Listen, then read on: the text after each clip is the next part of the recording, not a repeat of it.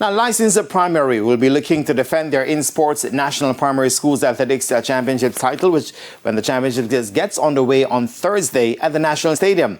As you will hear in this report from Denise Walters, an increase in prize monies was announced at Wednesday's launch. Lyssons Primary recently defended their in-sports Eastern Regional title for an 8th hold on the crown. Now they're on the hunt for a 6th national title. Once Lyssons participate in any form of event, our main aim is to win and take home that trophy. So the athletes are excited, they're ready, and the coaches as well are ready for this upcoming championship. So we look forward to a good championship. Lyssons won the Eastern Championship amassing 308.5 points, 159.5 points more than Halfway Tree Primary in second on 149 points. The aim is to keep the same focus at the national level.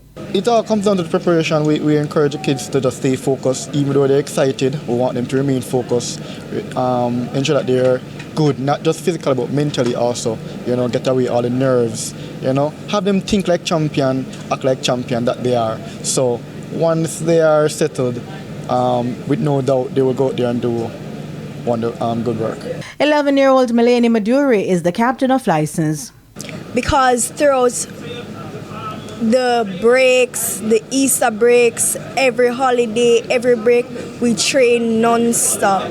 So I am confident that they will push through and show that they are worthy of the championship. Halfway Tree Primary sprinter Ariana Lewis was the overall MVP at the Eastern meet, scoring 20.5 points, and she's also looking to do well for her school at the national level. I wasn't pleased with my time in the 100 meter because of the wind speed, but I was mostly pleased with the time in the 200 because I broke my personal best. My personal best was 26.9 and I broke it and ran 26.56. I have a lot of confidence. I think I can make it to the finals.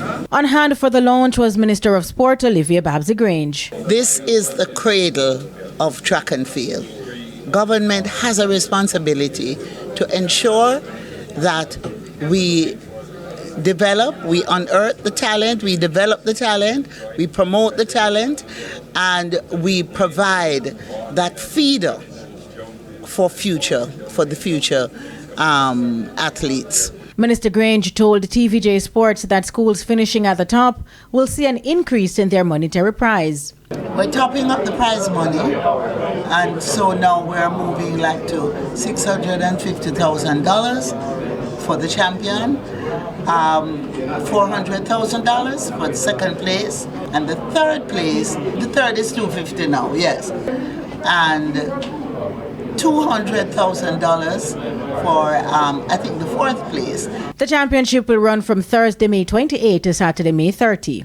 Denise Walters for TVJ Sports.